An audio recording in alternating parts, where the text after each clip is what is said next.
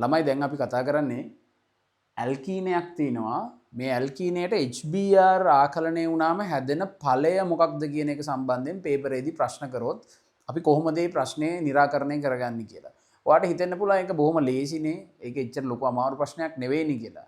නමුත් ඇත්තටම ඒ වගේ ප්‍රශ්නයක් ලේසි හින්දාම ඔයාලට වර්ධින තැනුත් එන්න පුළුවන්. මේ ඒ වගේ තැනක්. මේවා මීට කලින් පේපර්ස් වලත් ප්‍රශ්න කරලා තිනවා. ඒ වගේම පළාත් පේපර්ස් වල මෑත කාලේ පළාත් පේපර්ස් වලත් මේ සම්බන්ධයෙන් ප්‍රශ්න කරලා තිබුණා. එතකොට මේ වගේ කෙනෙක්ට HBr දැම්මොත් මේකෙන් ඵල දෙකක් හදන්න පුළුවන්. අපි HBr දාලා එක ඵලයක් ලියාගත්තොත් මෙතනට ළමයි දැන් සාමාන්‍යයෙන් අපි ගත්තොත් එහෙම හයිඩ්‍රජන් වැඩියෙන්ම තියෙන කාබන් මෙයා නිසා මෙයාට තමයි ඊළඟ හයිඩ්‍රජන් සෙට් වෙන්නේ. මෙයාට තමයි Br එක සෙට් වෙන්නේ. ඕක එක ඵලයක්. තව කෙනෙක්ට ලියන්න පුළුවන් මෙන්න මේ විදිහේ ඵලයක්.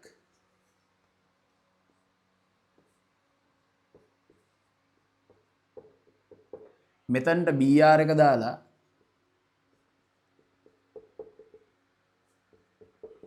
මෙතනට H එක දාලා ලියන්න පුළුවන්. ගොඩක් වෙලාවට කෙනෙක්ට ප්‍රධාන ඵලය කියලා හැඟවෙන්නේ මෙන්න මේ ඵලය. මොකද අපි ඉගෙනගෙන තියෙනවා තියරි එකක් මාකෝනිකොෆ් නීතිය කියලා.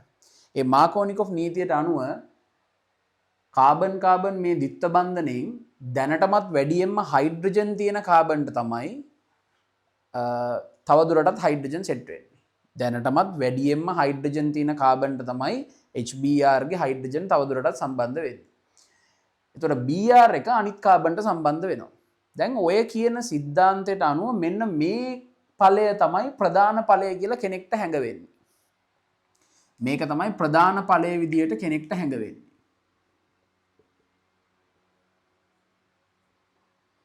මේක තමයි සුළු ඵලයේ විදියට කෙනෙක්ට හැඟවෙන්නේ.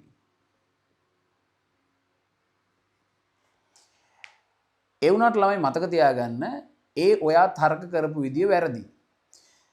ඒකෙදි අපි සාමාන්‍යයෙන් උගන්වනවා මූලධර්මයක් කාබන් ද්විත්ව බන්ධනයට පුළුවන් නම් අතරමැදි කාබ කැටායනය හදද්දී වැඩිපුර සම්ප්‍රයුක්ත ව්‍යුහ පෙන්වන්න. ඒ කාබ කැටායනයේ ස්ථායීතාවය වැඩි වෙනවයි කියලා කියනවා.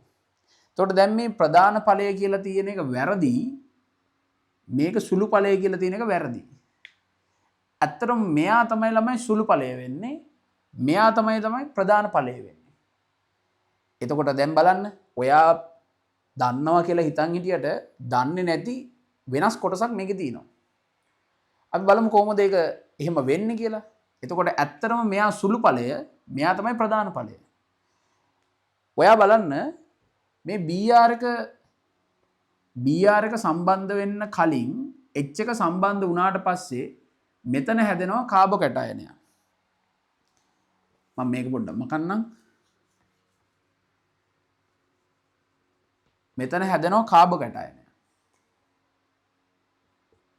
මේ කාබ කැටායනය තෘතීක කාබ කැටායනයක්.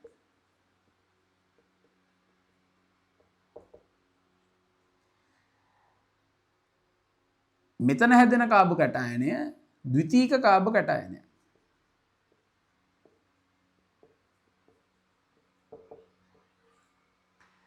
ඔයාට දැනුත් හිතෙන්න පුළුවන් මෙයා නේද ඉතින් ප්‍රධාන ඵලය හදන්නේ. මෙයා තෘතීක කාබ කැටායනයක්නේ. මෙයා තමයි ස්ථායීම වෙන්නේ. එහෙනම් මෙයා තමයි ප්‍රධාන ඵලය. ඇයි ඒකට වැරදි දැම්මේ කියලා. මේ බලන්නකො ළමයි. මෙයාගේ කාබ කැටායනය හැදුවාම මේ කාබ කැටායනයේ තියෙන කාබන් ප්ලස් කියන කෙනාව අඩු කරගන්න මේ වටේ තියෙන කාබන් ලගෙන් ඉලෙක්ට්‍රෝන තල්ලු වෙලා මේ ධන ගතිය අඩු වෙනවා.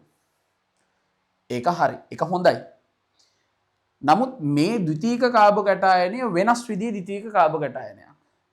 අපි බැලුවොත් මෙයාගේ ළමයි මෙන්න මේ බෙන්සීන් වලේ බලපෑම නිසා මෙන්න මේ වගේ සිද්ධියක් සිද්ධ වෙනවා. මෙන්න මේ ෆයි බන්ධනය මෙතනට එන්න පුළුවන්. මේ ෆයි බන්ධනය මෙතනට ආවොත් මේ ව්‍යුහය මෙන්න මේ විදිහට වෙනස් වෙනවා.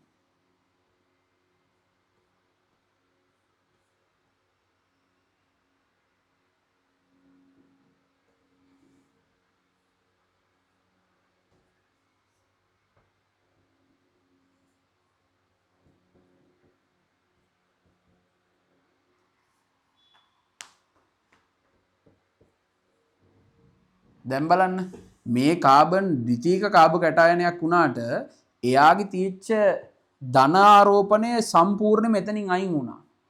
එතකොට ළමයි මෙයාගේ ස්ථායීතාවය තෘතීක කාබ කැටායනයකටත් වඩා වැඩි. අනිත් එක මෙයාට පුළුවන් තව දුරටත් සම්ප්‍රයුක්ත වීම හදන්න. මොකද මේ බෙන්සීන්ට පුළුවන්නේ ධන ආරෝපණය තැනින් තැනට මාරු කරන්න. ඒ නිසා ඔයා හොඳට මතක තියාගන්න ද්විතීක කාබ කැටායනයි තෘතීක කාබ කැටායනයි මේ විදිහට රචනා ප්‍රශ්න පත්‍රයේ රචනා කොටසේ ඕගනික් වල රචනා කොටසේ වාගෙන් ප්‍රශ්න කරන්න පුළුවන් මෙන්න මේ විදිහේ පොයින්ට් එකක් දීලා. එතකොට ද්විතීක කාබ කැටායනයක් මේ විදිහට සම්ප්‍රයුක්ත ව්‍යුහ පෙන්වන්න පුළුවන් ද්විතීක කාබ කැටායනයක ස්ථායීතාවය තෘතීක කාබ කැටායනයකට වඩා වැඩි. මේක සාමාන්‍ය ද්විතීක කාබ කැටායනයක් නෙවෙයි. මෙයාට පුළුවන් සම්ප්‍රයුක්ත ව්‍යුහ පෙන්වන්න පුළුවන් ද්විතීක කාබ කැටායනයක් විදිහට හැසිරෙන්න. ඒ නිසා ඔයා හිතන් හිටියනම් මෙයා තමයි ප්‍රධාන ඵලය හදන්නේ මෙයා සුළු ඵලයක් හදන්නේ කියලා ඔයා වැරදි. මෙයා තමයි සුළු ඵලය හදන්නේ මෙයා තමයි මෙතන ප්‍රධාන ඵලය හදන්නේ. හරි. ඒ කියන්නේ මේකේ අවසාන ඵලයන් ගත්තහම මෙන්න මේ විදිහට හරි. මෙන්න මේ විදිහට ඵලය වෙනස් වෙනවා ඔයා බලාපොරොත්තු වුණාට වඩා. මෙතනට BR එක ආපු කෙනා තමයි සුළු ඵලය වෙන්නේ. මෙතනට BR එක ආපු කෙනා තමයි ප්‍රධාන ඵලය වෙන්නේ. මේ වගේ පොයින්ට්ස් ඔයාට ඉතා වැදගත් වෙනවා රචනා ප්‍රශ්න පත්‍රය ඇතුලේ රචනා ප්‍රශ්න විසඳ ගන්න. මේවා ඒගොල්ලෝ බොහෝම වැදගත් විදිහට ප්‍රශ්න කරනවා ඔයාගේ දැනුම තියෙනවද කියලා බලන්න. හරි. ඔන්න එහෙනම් ඒ පොයින්ට් එක හොඳට මතක තියාගන්න.